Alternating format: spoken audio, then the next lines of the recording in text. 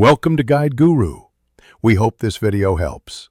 You begin by collecting key documents and starting the official application now. You need the current registration, the vehicle title, and your government ID. Once done, complete Form V5 or the equivalent right away. Make sure to list the old number and the desired new number and sign where required. You're doing this first because incomplete forms cause delays. Therefore, double-check VIN and spelling. Once validated, prepare payment, online card or cashier's check, so you can submit without pausing. Now you submit the application through the online portal or at a local vehicle office. Choose the faster option for your area.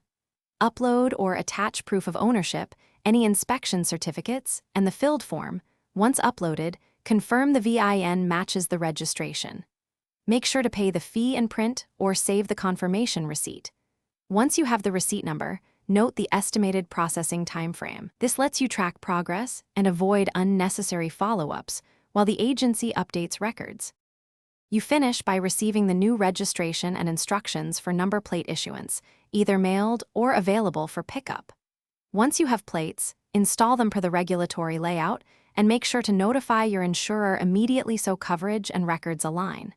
If discrepancies appear, use your receipt to request a correction within the agency's appeal window. This prevents fines. One tip: if the plate is delayed, document communications and keep temporary proof on hand to show law enforcement if stopped. Thanks for watching. Consider subscribing if we helped you today.